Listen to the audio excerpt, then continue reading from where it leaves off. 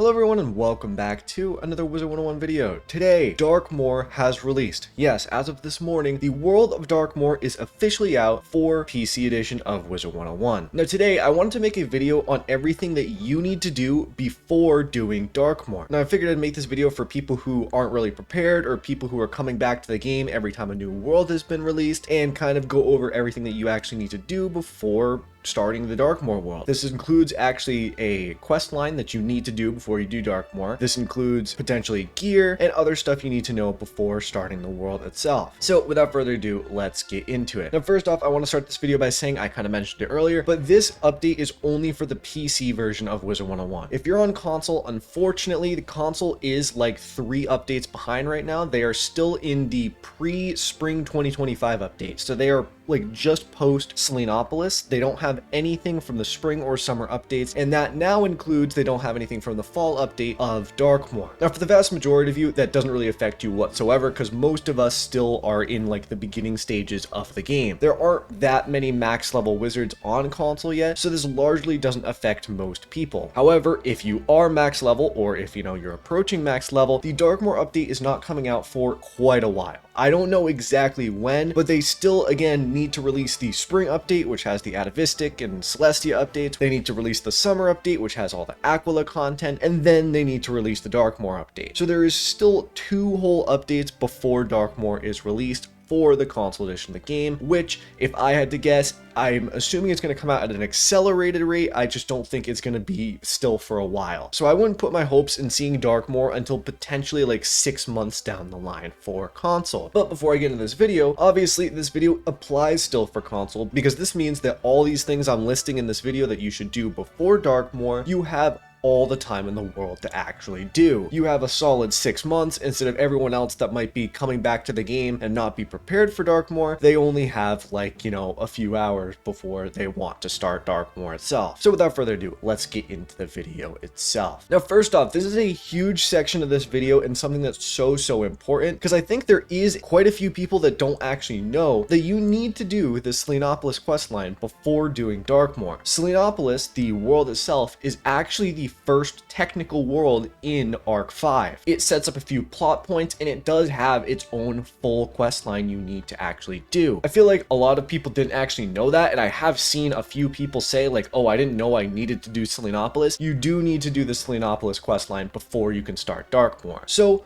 once you have finished Wallaru, you come to Librarian Fitzhume right here in the Arcanum, and he will give you the quest Arcanum 101. Now, the Selenopolis questline will send you to, obviously, the world of Selenopolis. Now, Selenopolis is not the longest world in the spiral. It's only about 30 quests long, which, to put that into perspective, that is just like barely longer than Wizard City, technically, in terms of quests. Obviously, this world is much longer. I found, personally, it took me, I think, about 6 to 8 hours to do, which is around average for a world nowadays, a little bit shorter because it was quite a few quests shorter. Basically, you come to this fountain right here and you talk to Mallory, and Mallory will be like, uh-oh, all your friends from the spiral are scattered throughout Selenopolis and you need to go save them. And you can see all of them here. We got like Davim, Whiteheart, the goat. We got Ivan, the goat. We got Stallion Quartermain, the goat, to adventure. And Pork, who's obviously also a legend. And Ozymandias, how could I forget him? But I mean, Saren Knight Chant. Who cares about Saren Knight Chant? You have to go from place to place in Selenopolis and actually save all of these people. You go to multiple different areas like the Marketplace of Ideas, the Garden of Khonsu, the Tomb of Forgotten, and then finally it all leads to the final boss of Khonsu. Now, just to give like a minor rundown, basically the whole thing about Khonsu is the fact that apparently there is someone in the spiral who is like a quote-unquote outsider, who is like a human like us from Earth. I could explain my thoughts on this quest line. I'm not going to go too in depth to it. I do think it's like a little bit potentially scary because I think King Zal has the potential to go the wrong way with this, but I'm not going to make this into a negative thing. So far, the story has been pretty cool and pretty interesting. I'm not going to rag on it before anything actually comes out. I haven't actually done Darkmoor in Test Realm, so I don't know how the story is going from here, but I'm excited to find out. Now, once you beat Khonsu, Khonsu is not the hardest fight in the world. that's kind of like a cutscene final fight rather than a legitimate final fight, the world of Selenopolis is done, and basically we can get prepared for doing the rest of Arc 5. Now, just to quickly mention in the final section for Selenopolis here, is that this world, while it is like not the longest in the world, does have some annoying fights, and again, it will take you like probably 6+ hours to do. So if you haven't done this world yet, if you haven't done this section of the game, you unfortunately can't get started with Darkmoor right away. So for those of you that haven't done it, I heavily recommend hopping on the game as soon as possible and trying to get this done while you can strike the iron while it's hot, so that you can do Darkmoor with the rest of the people questing through the game instead of soloing your way through it in like a few months. Alright, so now that you know about Selenopolis, let's talk about the rest of the things you need to do before actually going into the world. So starting off, I just want to talk about gear real fast. So I will say, the last 3 to 4 gear sets that have come out for Wizard101 in the last few updates have all been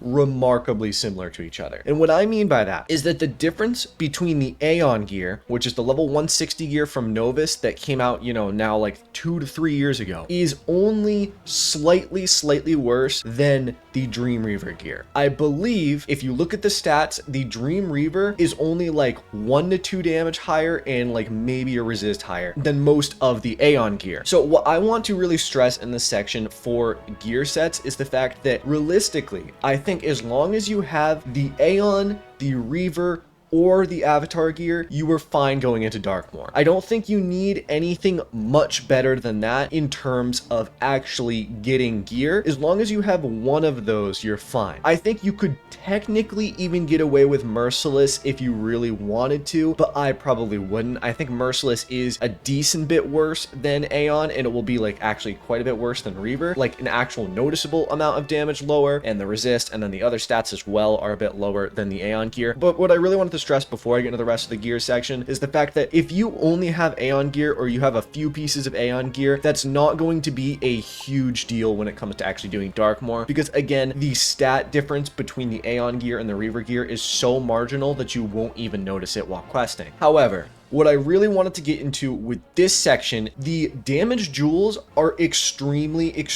important. Now, the reason why I bring this up is that first off, the other day, someone commented on my video asking about like how I got so much damage, and somehow they managed to reach this level without even knowing about the damage jewels from Wallaru, which I think is a little insane. So that means if one person didn't know, other people might not know as well. Well, basically, if you didn't know, if you come to Bingo the Gear Crafter here in Wallaru and go to Circle Jewels, you can buy jewels that are the damage type of your own school. Now, to actually craft these, you need to get the Freddy Player 1 badge, which is the badge for, I believe, beating Freddy Croker 10 times, and from actually defeating him, it allows you to craft these jewels. Now, the main reason why I bring this up is the fact that while you can get away with probably doing Darkmoor with Aeon gear, I don't think you can get away with doing Darkmoor without buying these damage jewels, because the damage difference is absolutely ridiculous. Now, if you look at it, my damage right here is 236. My pierce is 45. If I fully socketed all the circle jewels to be pierce instead of damage, you can see I would have 30 less damage. So I would barely be cracking 206, and I would have way too much pierce. I would have like almost 60 pierce. So what I would heavily recommend, if you haven't actually gotten these jewels yet, is to get the jewels and get your damage from circle slots up to the 220 to 230 range. You technically could right now actually get your damage a little bit higher because the damage cap has increased with Darkmoor. It went from being like 235, so there wasn't much of a point to get more circle jewels than this, to I believe like the 280 range. So for all of you that want to just max out on damage, I could probably shatter like 2 or 3 pierce jewels, get down to like high 30 range, and instead get up to like the 250 damage range, which would probably be pretty good. You could do that instead, but either way, my point is, while you don't need the best gear sets in the game, personally in my opinion, you do need to get these damage jewels. Keep that in mind. I think that's really the only gear requirement before going into Darkmoor. Now, the final 2 things I just want to bring up, I think as long as you do Selenopolis and as long as you get the gear, you're fine going into Darkmoor. You don't need to do anything that much more than that, and I think you are basically all set. However, there are 2 more recommendations that I would potentially recommend doing that might be useful for you, and the first thing would be for the Wallaru spell. First off, if you haven't gotten the Wallaru AOE spell, get the Wallaru AOE spell. It's incredibly good and definitely is important to get before going into Darkmoor if somehow you missed it. I would imagine that that is almost 0% of you, but if there is